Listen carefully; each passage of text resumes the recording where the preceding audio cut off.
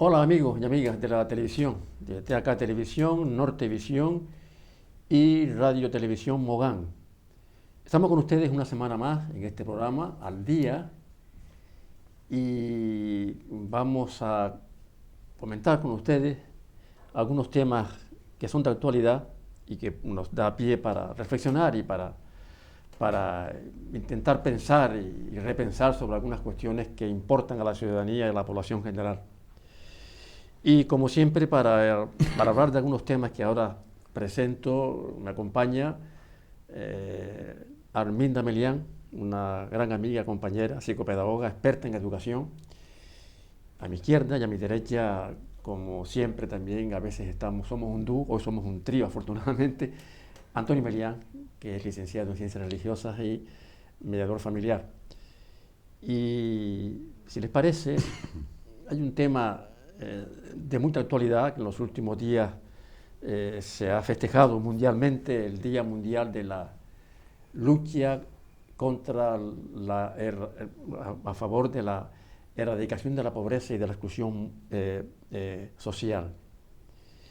La Red Europea de Lucha contra la Pobreza y la Exclusión Social ha señalado además, ha llamado la atención en parte a la Comunidad Autónoma Canaria por el hecho de que cerca de 500.000 personas están en el umbral, en el borde de la pobreza, que se han quedado en parte, metafóricamente hablando, a la orilla del camino, ¿no? Y que eso, traducido estadísticamente, nos da el dato, la proporción de ser casi un 17% de la población canaria está en riesgo de pobreza y exclusión social. A mayor abundamiento, se prevé y se estima que hoy en el mundo, porque estamos en una sociedad global, existen unos 2.500 millones de personas en riesgo de pobreza extrema, y por supuesto también en exclusión social sin que tengan acceso a los medios, una buena alimentación y por supuesto, lógicamente, ni siquiera lejos de sus espíritus y de sus cuerpos está acceder a un mínimo de educación y de sanidad. Esto tiene sus causas, tiene sus secuelas, tiene sus circunstancias, tiene sus consecuencias, tiene sus efectos, de lo que vamos, si les parece, a conversar con los tertulianos que tenemos aquí hoy. Este es el dato. A mí me sugieren muchas reflexiones y muchas cuestiones derivadas de esta cuestión. Sin ir más lejos, resulta que incluso en plena pandemia, ahora estamos afortunadamente un poco mejor, en Canarias también, hay datos que confirman de que los muy ricos seguían siendo muy ricos y los muy pobres seguían siendo muy pobres. Curiosamente, por ejemplo, un dato que en plena pandemia aumentaron el consumo y la compra de coches de lujo y apartamentos de lujo en las zonas mediterráneas de España, posiblemente también de Canarias, ¿no? Que es una contradicción, pero es que dinero llama dinero, como decía el famoso el emperador Vespasiano romano, el vil metal, ¿no? Ese vil metal es el que justamente hace que las personas sean, y en todas las clases sociales, sean ambiciosas y estén inmersas en la más absoluta codicia que una de sus secuelas, de sus consecuencias, las pagan los más pobres, los que tienen menos acceso a la sanidad, a la educación, los que están a la orilla del camino, los que tienen menos oportunidades en definitiva. 17% de la población canaria, cerca de 500.000 personas en riesgo de pobreza y exclusión social, denunciado además, como dije anteriormente, por la Red Europea de Lucha contra la Pobreza y la Exclusión Social. Arminda, porque ¿qué te sugiere a ti, incluso desde el punto de vista de educación, incluso desde el punto de vista de la educación? Las escuelas de los más ricos y las escuelas de los más pobres. ¿Hay igualdad? ¿Hay también pobreza? se observa, afecta, y luego le daré también un dato importante, a la población infantil, a los estudiantes en las escuelas, los efectos de la pobreza en Canarias? Pues realmente sí, Paco, realmente sí afecta y la verdad que como decías, ¿no? Estos datos son escalofriantes. Es cierto y nombraste la pandemia y me parece interesante enfocarme ahí para que nos demos cuenta que realmente hay un dato muy curioso, ¿no? Y es que, claro, con el tema de la pandemia empezaron las clases online y hubo muchos niños, pero muchos niños que se quedaron sin recibir esas clases simplemente porque no tenían un ordenador en casa, porque no tenían posibilidades de poder conectarse ni a internet, ni siquiera medios tecnológicos para poder llegar a ellas, ¿no? Entonces, ya esto nos da un dato curioso, ¿no? De alguna manera pensábamos que todos teníamos a disposición este tipo de aparatos y demás, y cada vez se vio más que realmente no era posible en muchas familias, y ya ni hablar de familias que tenían a lo mejor 3 hermanos y que tenían que estar conectados a la vez recibiendo clase y tenían que turnarse, pero bueno, eso también son circunstancias un poco externas a la pobreza, ¿no? Normalmente ocurre también esto cuando somos varios, ¿no? Pero sí que se dieron a nivel de pandemia, se dieron una serie de casuísticas que como docentes yo creo que no esperaban, ¿no? Y muchos de los docentes se percataron de que efectivamente en las casas de algunos de los peques había más dificultades de lo que aparentemente se observaba. Antonio, es un tema candente, es un tema lacerante y que a veces no sé si habrá soluciones o dónde están las soluciones estructurales si es que las hay. Hombre, hay dos campos, dos planos que hay que considerar seriamente, porque esto es una voluntad política más que una realidad espontánea. La realidad espontánea está garantizada. Para que lo entendamos, vamos a poner el ejemplo de La Palma, dejando bien claro que La Palma no es un problema de pobreza. Una de las características básicas de la pobreza es que no tienen comida. Y uno de los primeros gritos que llegó de La Palma a la solidaridad extraordinaria que se planteó en todas las islas, en España entera, en Europa y muchos países extranjeros, fue esa solidaridad para ayudar a la gente en lo que realmente necesitaba. Por tanto, no es un tema de pobreza porque dijeron, no nos manden comida, que en comida en La Palma sobra. Entonces, no es un tema de pobreza, pero el símil nos puede valer, la comparación, las similitudes de la actuación, que es lo que se nos pide a nosotros en estos momentos. Uno es la reacción que tuvo el pueblo, pues aportando todo lo que tenía, no lo que le sobraba, porque había gente que iba a comprar ropa nueva para enviar a La Palma, o sea que incluso somos exquisitos en la aportación inmediata a un hecho de circunstancia. Olvidemos el volcán porque no es el ejemplo completo, pero con respecto al primer plano que yo hablaba, es la solidaridad con los vecinos que tenemos a nuestro alrededor y sabemos que tienen necesidad. Sabemos que pasan hambre realmente. Sabemos que no tienen los recursos más imprescindibles, porque vamos, un ordenador es fácil de comprar y tener en casa. La carestía está en el internet. Si no tienes internet no hay nubes, si no hay nubes no hay información. Este es el problema básico para los niños. Entonces, el pueblo, todos los que somos pobres, nos unimos, enriqueciéndonos primero nosotros y luego ayudándoles a nuestros vecinos dañados en una generosidad absoluta.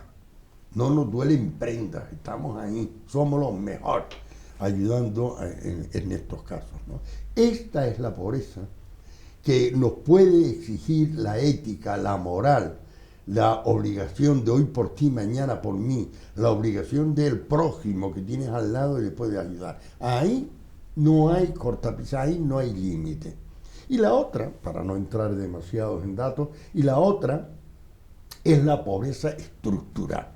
Esto es mucho más serio. Volvemos a La Palma, volviendo a insistir que no es un problema de pobreza lo de La Palma, sino es una catástrofe. Volviendo a La Palma, en este momento se ha puesto sordina, saben ustedes que los pianos tienen un pedal en el suelo o dos, depende de la categoría, para pisar uno y pisar otro, uno va más fuerte y otro va a más, y eso se le llama sordina. Se le está poniendo los medios sordina a la ayuda. ¿Por qué? Porque está llegando y está llegando regularmente. Ese problema ya está resuelto. ¿Cuál es el que no está resuelto? La gente se le habrá acabado el dinero, se le estará acabando el dinero. Necesitan un colchón para que no sabemos qué puede ocurrir. Entonces, esas necesidades inmediatas tienen que estructurarse desde los estados. Bien, y sobre los estados podemos también hablar, indudablemente, de las entidades públicas y de los responsables de la red pública, que es la cosa pública, ¿no? A mí me llama la atención una cuestión. Diferentes medios de comunicación, periodistas, tertulianos más o menos empáticos, políticos en su cargo o en sus lujosas, que se llaman hoy puertas giratorias, que también están, ¿no? Claman continuamente contra la desigualdad. Diferentes, continuamente, y vienen proclamando a nivel parlamentario entidades de diferente tipo, con más o menos empatía, personas. Ni caso, ni caso. Sigue la cosa igual. Es una utopía, es una especie de entelequia. Porque mientras tanto, nada cambia, como decía el famoso Lampedusa en su Gato Pardo. Es necesario que para que las cosas cambien, todo siga igual. ¿Qué quiero decir con esto? Que no se ponen los medios y que una cosa es predicar y otra cosa dar trigo. Y mientras tanto, los ricos siguen siendo más ricos, hay evasores fiscales, salen ahora los famosos papeles de Panamá y otros que tienen su dinero en los paraísos fiscales, y diferentes estamentos, desde estamentos incluso reales hasta otros tipos de personas, identidades y de grupos, hacen caso omiso, incluso a veces hasta la propia justicia. Quiero decir con esto que no es que quiera ser pesimista, que soy un poco realista. Es muy difícil, entre comillas, meterle mano a este tema, porque, vuelvo a insistir, no de ahora, desde hace años se sigue clamando desde diferentes instancias políticas, periodísticas, mediáticas, de diferentes clases y de diferentes ideologías, incluso conservadoras y no conservadoras, contra la igualdad, contra la desigualdad, a favor de la igualdad, a favor del reparto de la riqueza. Pero, ¿y qué se está haciendo realmente? O sea, sí, se ponen algunos parches, se ponen algo, el sueldo mínimo interprofesional y demás, pero indudablemente la pobreza crece cada vez más. Y vuelvo a decir, lo más grave es que, les pongo un ejemplo, y un ejemplo político actual. Países nórdicos, ricos, casi el 50% pagan a los ciudadanos en impuestos. Compárenlo con el Estado español, o con Canarias, con el Estado español en general. Claro, están contentos, los impuestos se ven, mejores carreteras, estructura viaria, escuelas, sanidad. El ejemplo claro está, por ejemplo, en Finlandia, considerado como el país de los países más felices del mundo, pero por un equitativo reparto de la riqueza en gobiernos conservadores. Vale. Dicho esto, sobre todo lo digo a raíz de lo que tú, Antonio, hablabas de los estados. ¿Nos desanimamos o hay un rayo de esperanza? Los más chicos, las familias. Antonio, Arminda, siguen existiendo las colas del hambre. Y las colas del hambre siguen existiendo en comunidades autónomas donde se clama por la libertad. ¿Qué libertad? Donde incluso los ciudadanos votan a idearios políticos y a partidos donde se clama por la libertad, pero siguen existiendo las colas del hambre y han muerto miles de personas, mayores sobre todo en residencias. También es un factor de desigualdad y de pobreza, evidentemente, ¿no? Sí, son datos que están ahí, son hechos además que a mí me llaman a una reflexión profunda y que en ese aspecto concuerdo con lo que decía Antonio ahora mismo, hay que cambiar las estructuras. Es decir, es un tema también de estructuras, de políticas reales, de políticas efectivas, de que sociológicamente hablando y desde el punto de vista ciudadano no importa pagar más impuestos, no tiene nada, ojalá si se ven los resultados, pero es que hay rechazo, hay, como se dice, retrancas, hay bloqueos a este tipo de iniciativas que son las más liberales del mundo. A veces yo digo muchas veces, ojalá hubiese liberales, ojalá. ¿Dónde están los liberales? Los liberales auténticos que empezaron en el siglo XVIII, con la Revolución Francesa. Sapere aude, aprende a pensar. Quiero decir que estamos a veces en un ambiente y en unas cuestiones que más llaman a la hipocresía que a otra cosa. Así es. Lo que también creo que bueno, el nivel de conciencia, ¿no? Claro. Que también es importante apelar a él, no solo de los políticos, que claramente pues sería muy interesante que puedan tener no solo esa empatía, sino ese nivel de conciencia de querer ayudar verdaderamente al pueblo, sino también incluso el de estas familias que están sufriendo la pobreza, ¿no? Ahí yo creo que ahí, por supuesto, hay que seguir luchando y reclamando y demás, pero de cara al núcleo familiar, que sabes que es al que yo más me apelo, esos peques también deben tener a papá y a mamá, o a papá, o a mamá, o a mamá y a mamá, y a papá, ¿no? Todas las estructuras familiares que también observamos hoy en día, o a mamás solteras, o lo que sea, ¿no? Realmente lo más equilibrados posibles, ¿no? Yo creo que también esto siempre es la clave para que los niños puedan nacer de una manera muy sana. Y hay una pregunta que a veces también se hace mucha gente, y a veces hay también noticias que tienen que ver con el tema este, es que se les da una ayuda de emergencia social y se la gastan en ir un fin de semana al sur, a un apartamento. Claro. Es verdad, es decir, sí. Entonces, claro, esto a lo mejor es una forma también de desprestigiar a ese tipo de personas, ¿no? Pero yo recuerdo una vez a un sacerdote famoso, que tú también conoces, Antonio, don Vicente Rivero, un amigo mío, también tuyo también, por supuesto, que me decía cuando en Teror, que le daba ayuda, que le pidieron una ayuda a unas familias muy pobres para comprar unos lentes a los niños, y se fueron para una semana. Claro, te lo digo, ¿sabes por qué? Por el tema de la conciencia. El tema de la conciencia educativa y de obrar con prioridades. Sí. Claro, también se puede decir, es que también esa familia también tiene derecho a un pequeño descanso, a unas pequeñas vacaciones, ¿no? Si les parece, hacemos un alto en el camino, descansamos un poquito y volvemos enseguida con estos temas y otros muchos. Hasta ahora.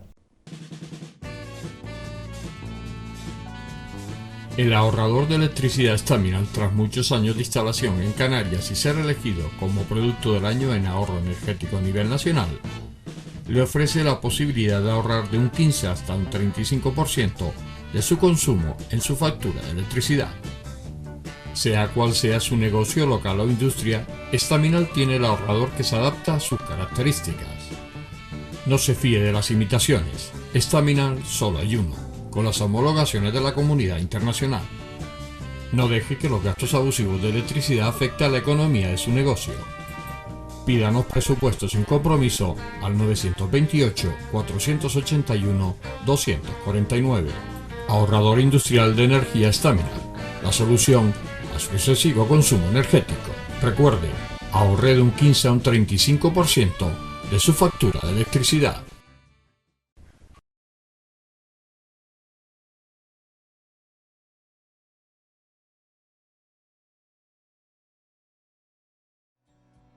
El ahorrador de electricidad estaminal es el único aparato del mercado comprobado que reduce el consumo de electricidad después de haberse instalado en miles de hogares en Canarias.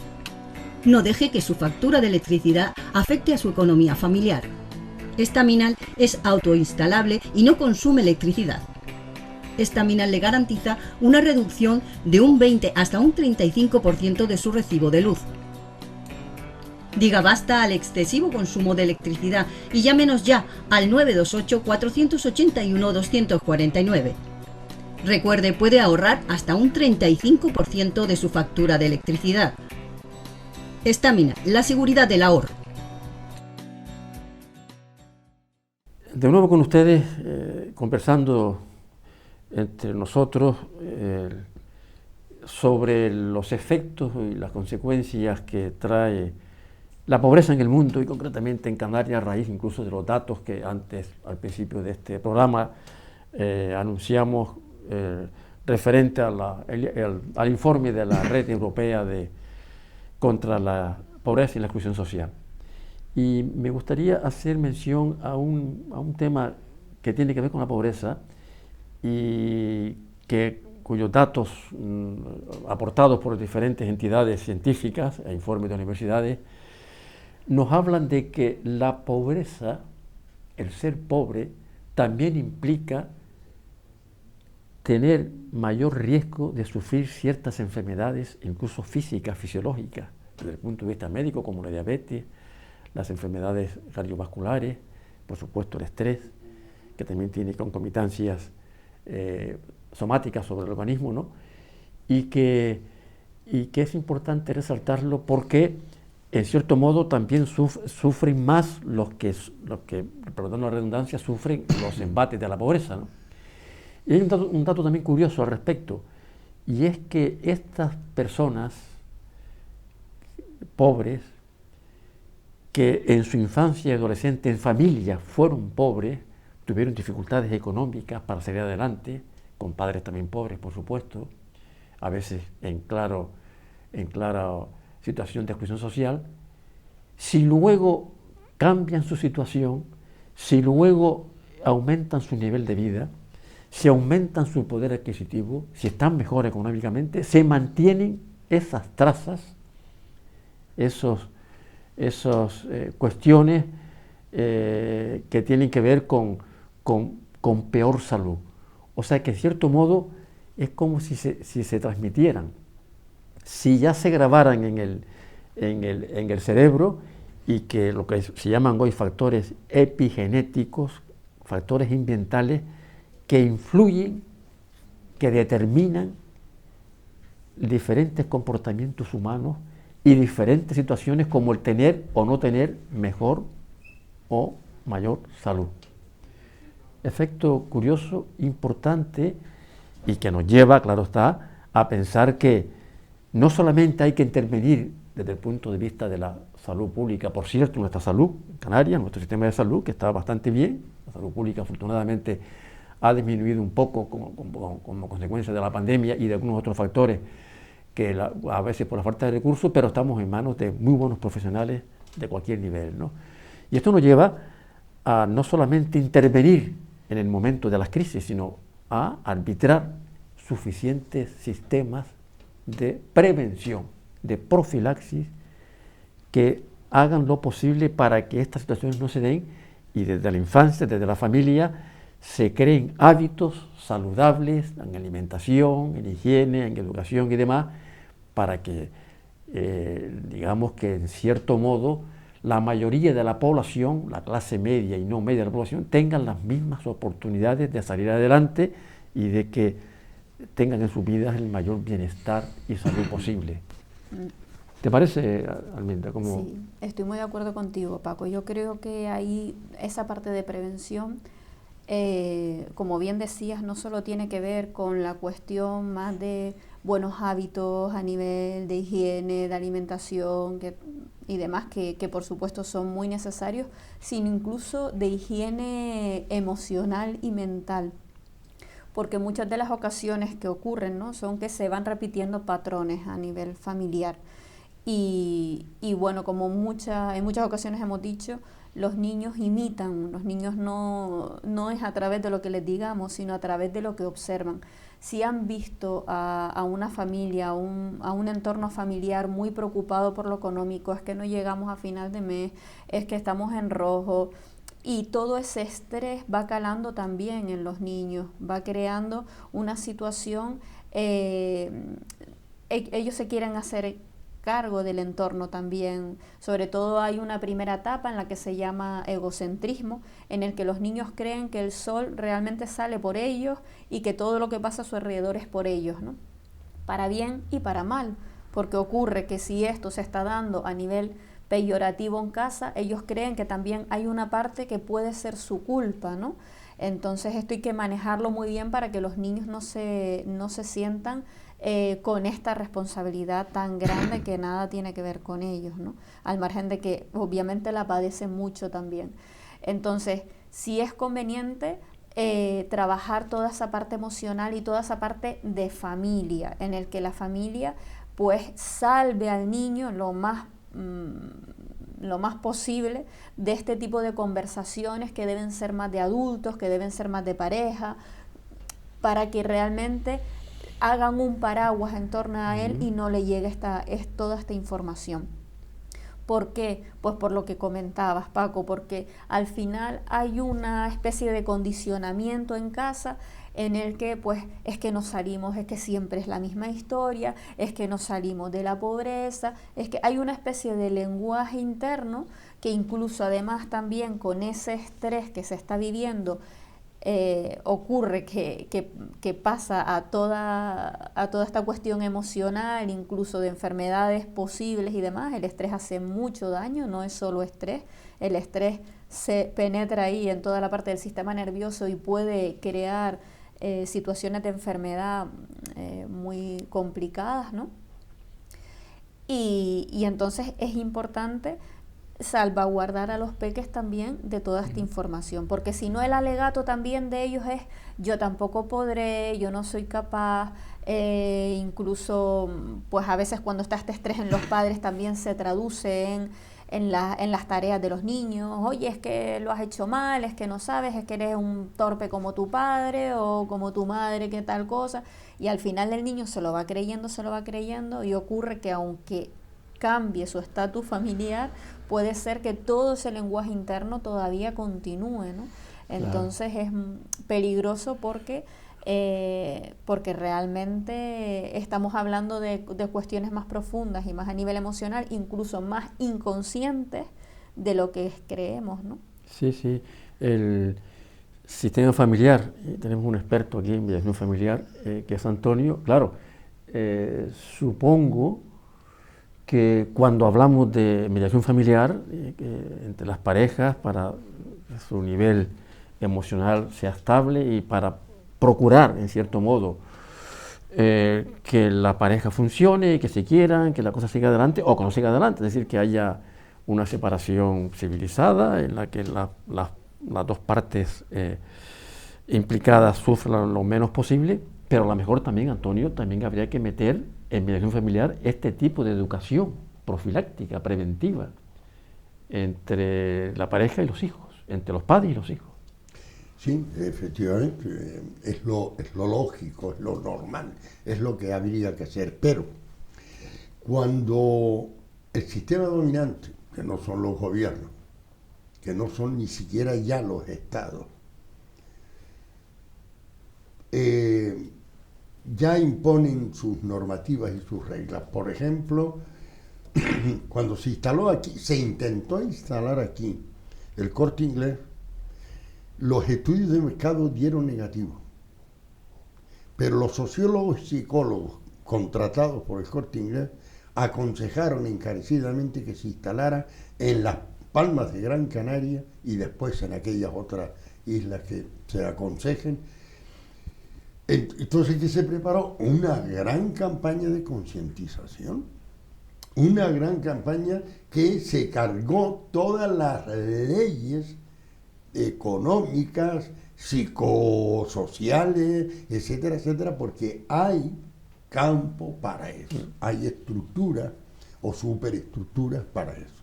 Entonces, cuando estamos diciendo hay que economizar, hay que ahorrar, y de repente está la televisión encendida y estamos hablando en este debate, padres, hijos, porque afortunadamente ya con hijos ya de mediana edad sería bueno implicarle en estas discusiones.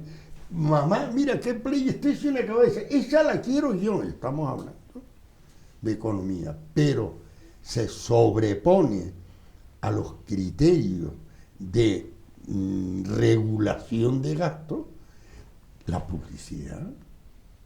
Es absorbente, es total y absolutamente inhibidora de todo lo que significa ahorro, lo que significa, no abusar de las compras, del tener, del poseer, del cambiarme, no, lo que sería la virtud de la abstención, que tiene otro nombre, la virtud de la economía, que tiene otro nombre, la virtud, pero que no me sale. Entonces, esa situación de pobreza mental, de decir, vamos a consumir lo que necesitamos, entonces esto no te lo dejan hacer. Esto sería una prevención, ¿no? Pues sí. No te lo dejan hacer. Porque enciendes la tele y entonces hay una persona que tiene mucha más autoridad que tú, que te empieza a desmontar los argumentos por los que los propios psicólogos se encuentran ante una persona, sobre todo si es mujer, u hombres, que también los hay de estos que se meten en las tiendas todos los días, ¿verdad? Distráigase, hombre, váyase de compra, váyase. Siempre se pone ese ejemplo. ¿Por qué? Porque también el psicólogo puede estar mediatizado, y no quiero ofender absolutamente a nadie, ni salir herido de aquí, claro, porque son dos contra uno. Es verdad, no es verdad. No. Entonces, pero hablo en serio, esto no tenemos muchas veces las culpas, sino que las culpas que se llaman compras por impulso. Es decir, yo voy al supermercado y yo, Antonio Millán, yo no estoy culpando a nadie, y ni soy mejor que nadie. Llego y digo, ay esto, ay aquello, qué bien me viene esto para no. Y después cuando llegamos, oye, saca una cosa que compramos y tal, chacho, esto está vencido. Claro. Hemos comprado, hemos gastado, claro, no hemos consumido. ¿Qué está pasando en nuestra cabeza? En este sentido, Antonio, bien planteado, porque en este sentido el consumismo como factor de pobreza, ¿no? El consumismo a veces inconsciente y inconsciente por parte incluso de los propios consumidores y población general, que ya se estila ir de shopping, ir de compra. Sí. Yo me acuerdo cuando en otra época se va a comprar unos zapatos y punto, ¿no? Ir de compra para ver, para consumir. A veces por encima de las necesidades básicas, y que a veces afecta a la familia, y es un tema también que sobre todo Arminda trabaja de forma directa y continua, ¿no? Mire usted, las familias también tienen que obrar con prioridades. Es decir, si a usted se le da, el Ayuntamiento o el Gobierno de Canarias le da una ayuda para comprar libros, es para comprar libros, no para comprar una zapatilla de marca. Y eso a veces también va en la educación. Difícil a veces cuando hay una estructura mediática, que es, digamos, que sería sistemas, la cuestión ya, el sistema externo, es decir, el ambiente, el marketing, la publicidad, impulsada y promocionada por las empresas, por los estados, por los gobiernos, por toda la sociedad en general, que está ya inmersa, está muy metida en la población, que lleva a una persona de nivel medio o pobre, y uno se ha encontrado en la vida, y Arminda lo puede ahora testimoniar con su trabajo directo con familias y con pibes o con chicos, ¿no? A que, mire usted, sí, me dan una ayuda, pero como le compro una PlayStation y pido para la primera comunión una PlayStation muy cara, o un móvil de última generación. Pero bueno, entonces, claro, pero es que lo ve, es que se quieren equiparar. No soy menos que la comparación, el estigma también de sentirse pobre, claro. Sí, a veces ocurre muchas veces esto, ¿no? Y sobre todo en los niños pequeños lo vemos. No tiene tanto que ver con los niños, sino a veces tiene que ver con la mirada del adulto. Porque a veces llegan los niños, no, porque quiero la muñeca de no sé qué, porque la tiene fulanita, porque la tiene menganita, porque no sé qué. Efectivamente, esa parte social hace un peso importante porque somos seres sociales, nos comparamos y hay una serie de cuestiones detrás que están pujando, pero en muchas ocasiones si la familia lo tiene claro, pues puede trasladárselo así a los niños, ¿no? Y no pasa nada, y fulanita tiene no sé qué muñeca y tú tienes no sé cuál otra, y mira qué bien, pues cuando quedan se las comparten, ¿no? Y a lo mejor pues fulanita se beneficia de tu otro juguete y viceversa, y no tienen las dos la misma, ¿no? Entonces depende de cómo esto se maneje. Claro. O a lo mejor no es una muñeca, a lo mejor es otro objeto, ¿no? Toda la vida se usó con el carozo de las piñas hacer muñequitas y quedan unas muñecas preciosas y puede ser algo muy llamativo y diferente. Quiero decir que tampoco hace falta tanta economía, ¿no? Sí. Pero es verdad que bueno, que las madres si se comparan, si dicen, oye, pues a mí me da mucha pena que mi hija no tenga lo mismo que no sé quién y tal. Y esto hace que en muchas ocasiones pues realmente no priorizamos o hacemos unas elecciones no tan correctas con el dinero que tenemos y nos vamos a comprar lujos a lo mejor, claro, en vez de cositas que sí que son más necesarias y de necesidades básicas.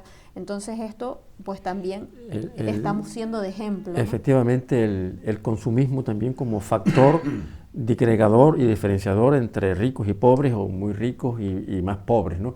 Y de esto estamos hablando con ustedes en esta tertulia de Hoy al Día, pero vamos a hacer una pequeña pausa y enseguida estamos con ustedes.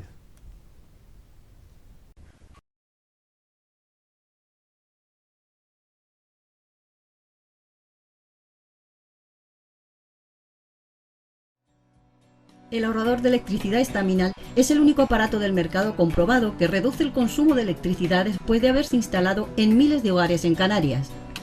No deje que su factura de electricidad afecte a su economía familiar.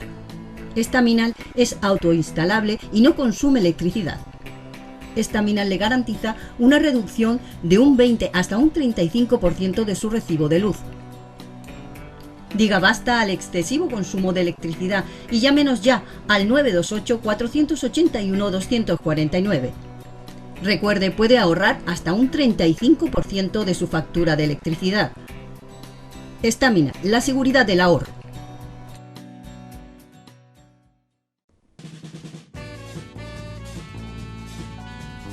El ahorrador de electricidad Estaminal, tras muchos años de instalación en Canarias y ser elegido como producto del año en ahorro energético a nivel nacional, le ofrece la posibilidad de ahorrar de un 15 hasta un 35% de su consumo en su factura de electricidad.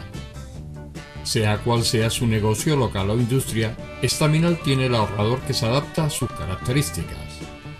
No se fíe de las imitaciones, Estaminal solo hay uno, con las homologaciones de la comunidad internacional. No deje que los gastos abusivos de electricidad afecten a la economía de su negocio.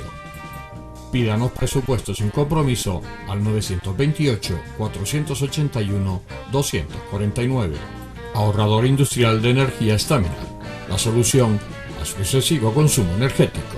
Recuerde, ahorre de un 15 a un 35% de su factura de electricidad. Estábamos conversando, estábamos hablando y Arminda apuntaba a un tema que es también redundante, que es el tema de la familia, de los niños, del consumo, de cómo educar para que no se consuma. Y también hablamos en definitiva de lo que es el consumismo también como factor de pobreza que hace que las diferencias entre muy ricos y muy pobres pues también esté presente y a veces se contagie, ¿no? Y sí me gustaría también hacer una referencia a otro dato, a otro experimento que se hizo hace años en psicología, en las escuelas justamente, en las escuelas, por el que se comprobó que los niños pobres tendían a sobrevalorar las monedas de menor valor. Es decir, que a 50 céntimos le daban el valor de 1 euro por la necesidad de no sentirse pobre y de elevar su propio nivel de vida. Y es curioso, ¿no? Es decir, también está relacionado con este aspecto del consumo. Es decir, yo quiero 50 céntimos no, la valoraban como 1 euro, sobrevaloraban el valor perdonando la redundancia, de las monedas que se le presentaban en este experimento. Y una consecuencia también psicológica que se probó en este estudio de psicología experimental es que los niños lo que más les afectaba en este experimento, que luego se puede generalizar y se puede hacer extensivo a otros niños de cualquier parte del mundo, es que lo que les molesta, lo que les afecta, lo que les estresa, lo que les discrimina y les hace diferenciarse del resto de los niños es no objetivamente ser pobre, sino sentirse pobre. O sea, lo que les afecta es lo emocional. Ya dan por hecho que son pobres, o que son huérfanos, o que son pobres y que están en la media de la población inferior en cuanto a poder adquisitivo, sino el sentimiento de sentirse pobre, lo que emocionalmente significa ser pobre.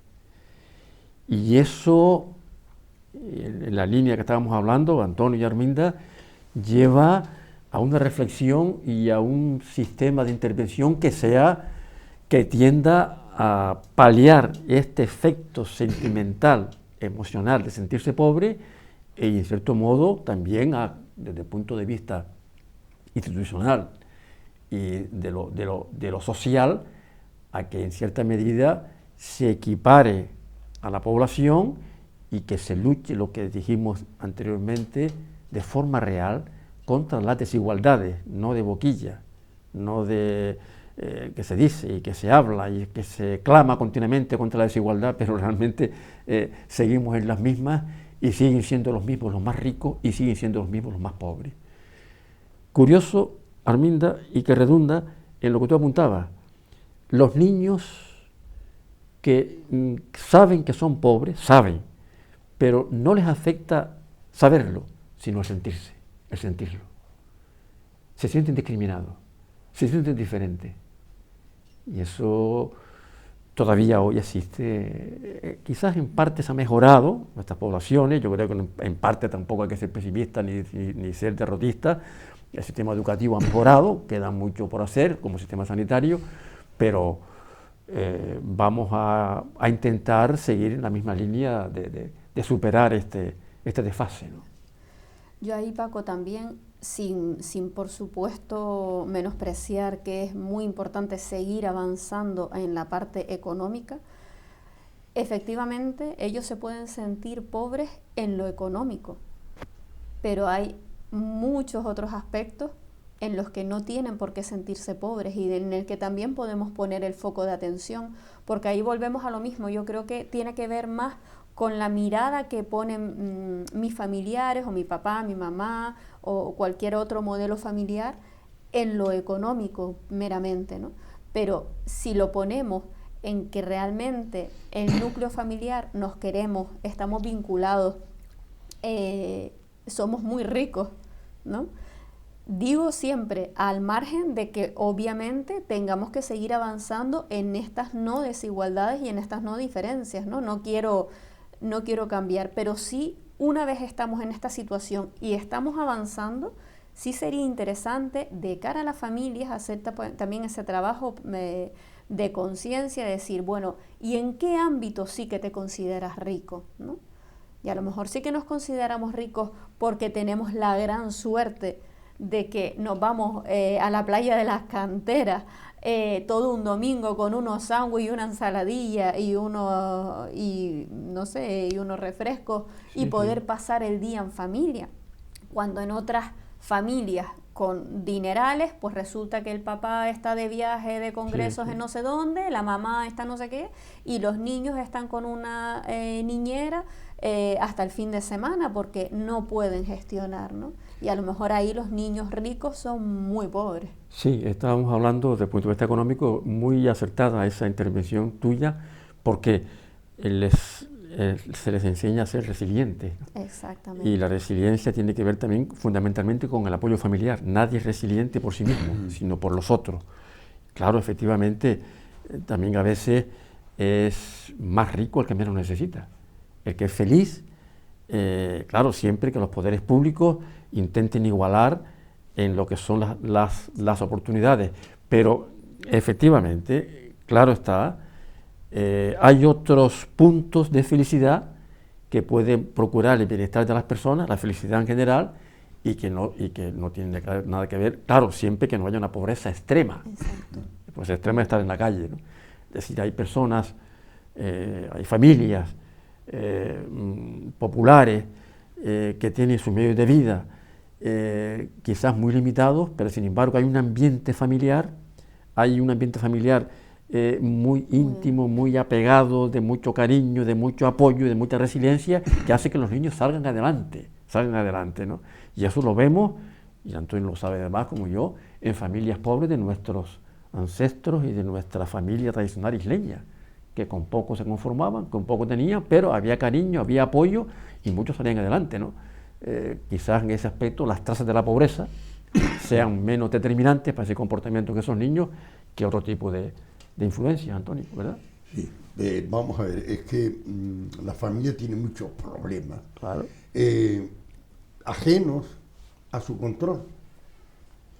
A ver si, es decir, cuando el niño empieza a ir a la escuela, me recuerdo yo cuando dice, venga, vete a la escuela, vete con ilusión para que seas mañana un hombre de provecho. Yo no me lo preguntaba en ese momento, pero ya cuando crecí y espabilé un poco me dije, ¿provecho para quién?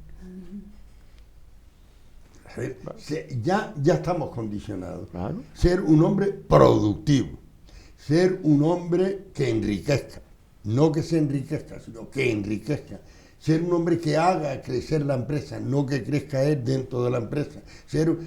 Ya empiezan los grandes condicionantes. Eso se resume en una palabra tan bonita que a todos los padres nos gustan, que nuestros hijos sean hombres y mujeres de provecho para el día de mañana.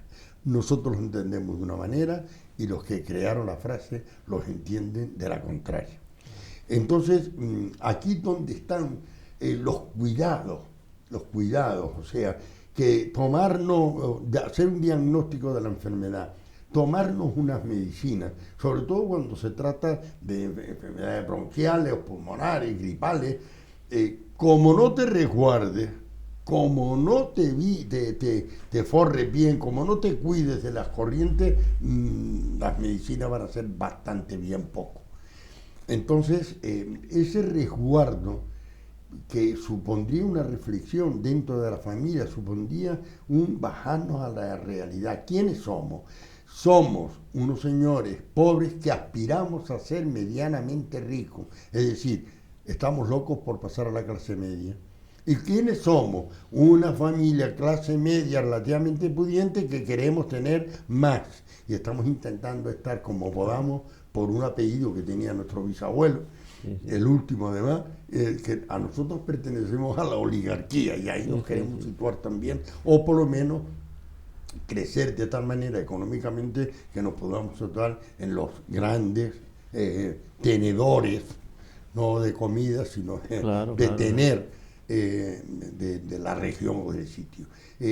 Eso es un daño permanente que si no lo reflexionamos, si no tenemos conciencia crítica, nos apuntamos a la bola y esa bola crece más y cada vez estamos más ahogados porque no nos llega el aire. O sea, estamos haciendo lo que la gente dice, yo que hice un curso, un máster de marketing, me quedaba asombrado cómo se manipula a la gente. Un vendedor tiene que tener claro, por preguntas que hace el comprador, cuándo tiene que averiguar en qué momento quiere cerrar la operación. Eso es manipular la psicología, la conciencia, dominar perfectamente la personalidad a la que se le está vendiendo, pues desde un tractor a una camiseta de verano. El hombre de provecho, eso hoy se habla por los filósofos más aventajados en el tema del progreso y pensadores en la sociedad del rendimiento, ¿no? Rendir al máximo, que es lo que importa, ¿no? Rendir a veces hasta el extremo de provocar intensos estrés que llegan hasta lo que se llama el quema laboral y otra serie de enfermedades psicosomáticas, ¿no? como sea, y por lo que sea, propiciado, lógicamente, para crear más necesidades de las necesarias, perdón la redundancia, claro, sí, crear ese afán consumista y de competitividad en la gente, de forma que haya 200 marcas de diferentes productos a los que se pueda elegir y que a veces tienen el mismo componente, lo que se llama, lo que en medicina es y en farmacología los genéricos, ¿no? Que es lo normal, ¿no? Entonces, claro, esto nos lleva a lo que estamos, nos conduce a lo que estamos hablando, ¿no? Y quizás también enlazando con lo que antes comentábamos entre Arminda y yo, que hay algunos puntos fuertes, sobre todo en familia, en la niñez, que en cierto modo pueden ser puntos resilientes, pueden ser puntos superadores de ciertos estigmas de la pobreza marcadas por el experimento que antes yo le apunté sobre las monedas y sobre el sentirse pobre, que en cierto modo, si no es una pobreza extrema, de exclusión total, pueden ayudar a los niños y a las familias a sentirse orgullosas, a sentir una gran autoestima de que pobres, pero honrados, claro, como decía antes, no, pero pobres, pero no solamente honrados, sino se les puede dar a través del cariño, de otro tipo de estímulos, de otros tipos de personas, del entorno, les puede dar una serie de estímulos y de condiciones para que estos niños, a pesar de ser pobres, tengan un horizonte, una esperanza en un porvenir mucho más feliz y mucho más superadores, donde además, como tú muy bien apuntabas, no todo consiste en tener mucho, sino en tener lo necesario y luego ser felices con las cosas que nos da la vida diariamente, con el cariño, con el apoyo, con una caminata, con un día de playa, con una lectura, con la música, muchas cuestiones que son paliativas y que ayudan a las personas mayores y no mayores a superarse, a ser más felices en definitiva. Claro, siempre entendiendo que hay un tema concreto que nos afecta a todos como sociedad, que es las inmensas lagunas de pobreza que existen en el mundo y en la sociedad. Y con estas reflexiones nos vamos a despedir de ustedes diciéndoles que permanezcan atentos a TAK Televisión, y a Norte Televisión y a Radio Televisión Mogán, porque seguimos con ustedes en diferentes tertulias a lo largo de toda la semana, y en concreto esta, si ustedes quieren, estará con ustedes de nuevo muy pronto. Hasta luego, sean felices si pueden y les dejan.